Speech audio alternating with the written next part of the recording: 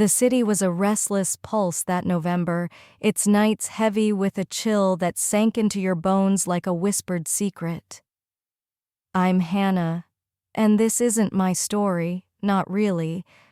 I'm just the one who saw it unfold, the one who couldn't look away when the shadows thickened with forbidden desire. It was my friend Sophia and her husband's best friend Nathan, a man with a voice like warm bourbon and eyes that burned with a hunger you could feel across a room.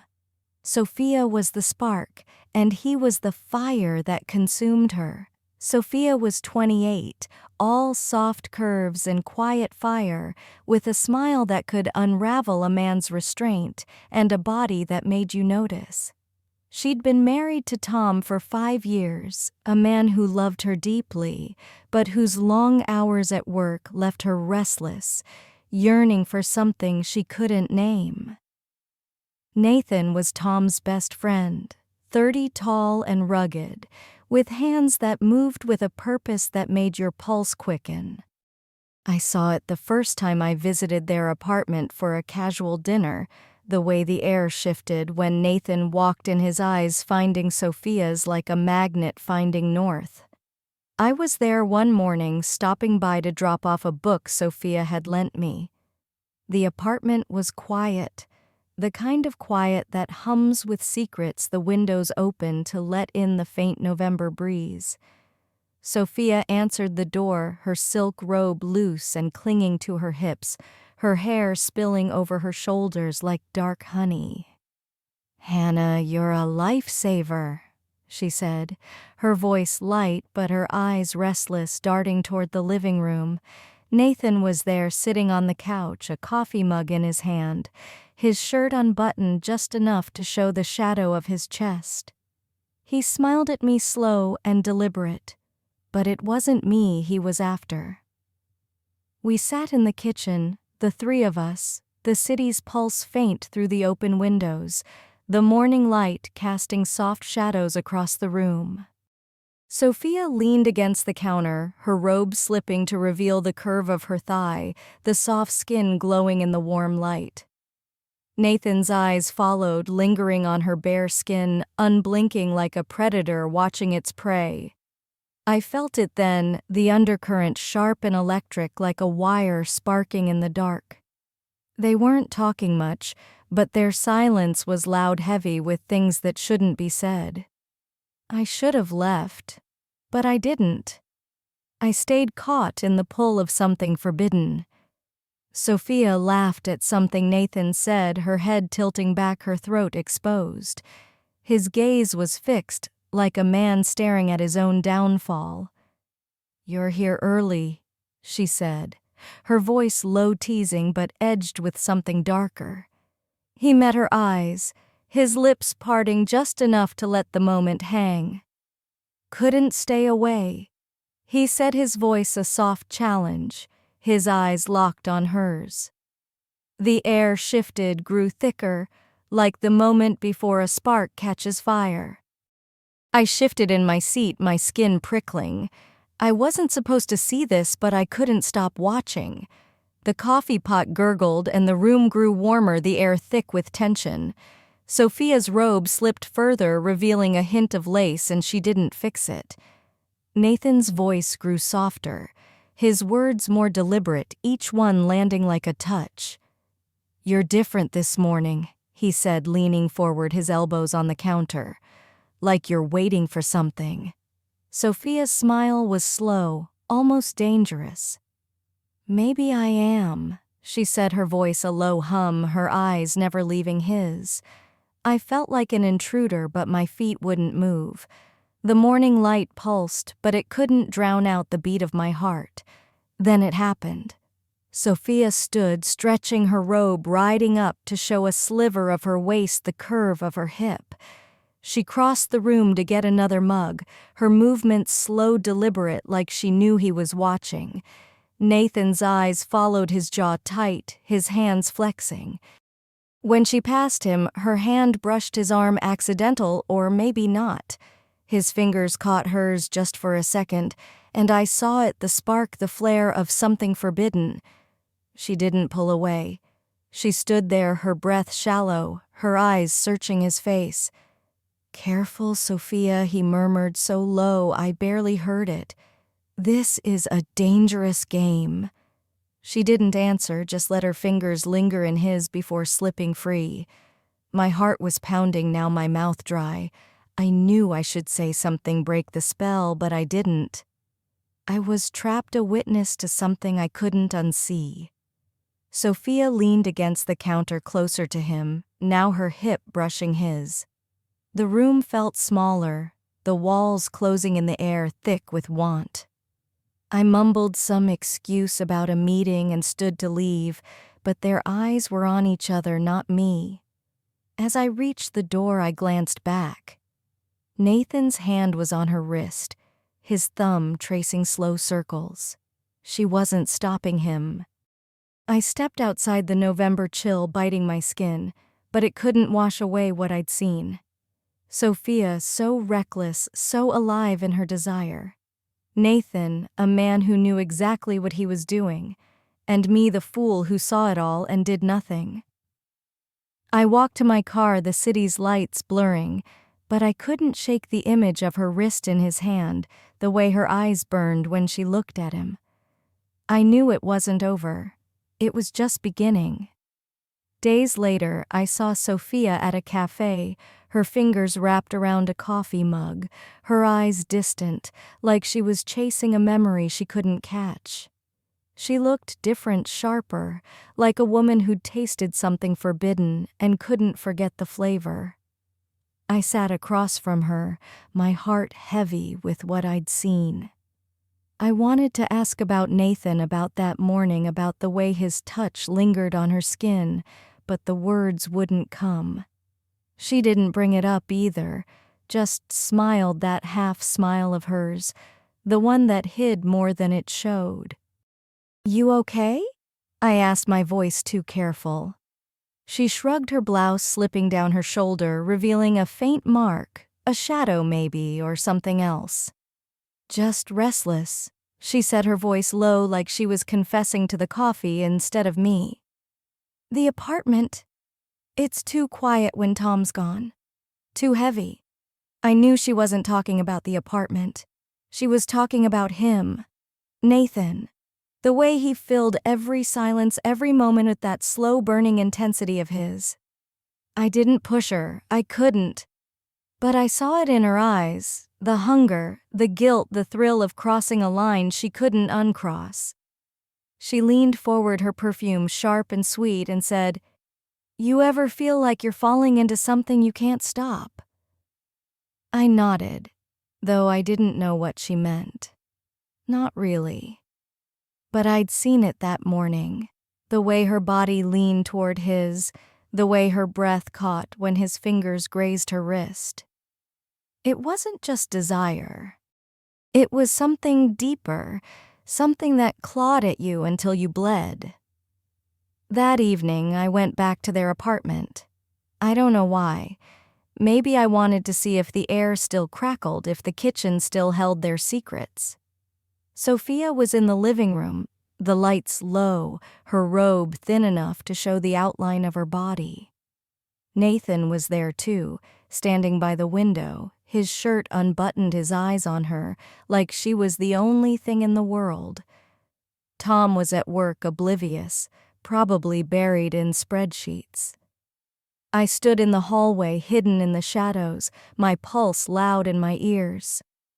"Sophia," he called, his voice low, rough, like he'd been holding it in too long.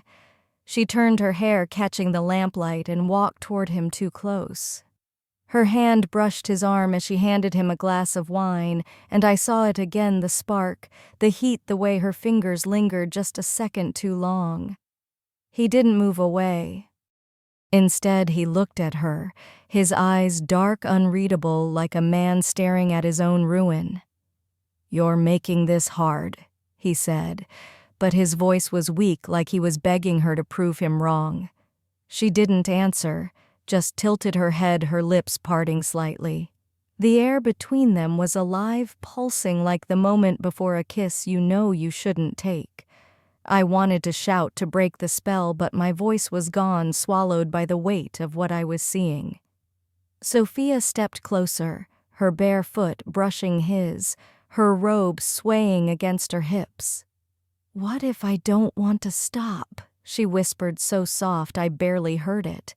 His hand twitched like he was fighting himself, but then it was on her waist, his fingers digging into the silk, pulling her closer.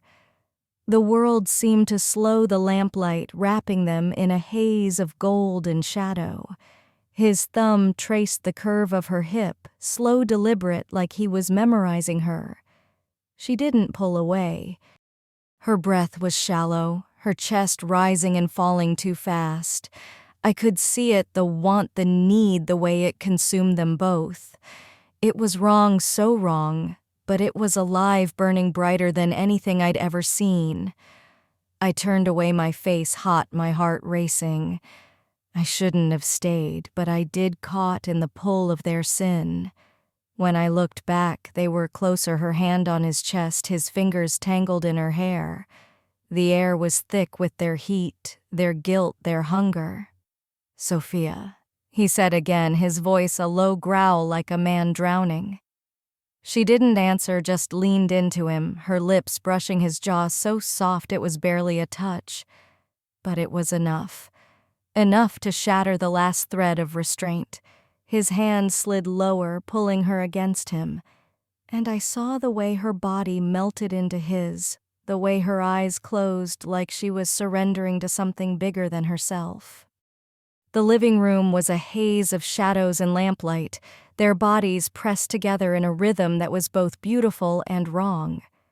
Her breath was ragged, her hands clutching at his shoulders, her eyes half open, burning with a mix of guilt and need. His touch was relentless, his fingers gripping her hair, guiding her closer, his lips brushing her neck, her ear, her lips. She gasped, her body arching into his, her robe slipping higher, exposing the soft curve of her thigh.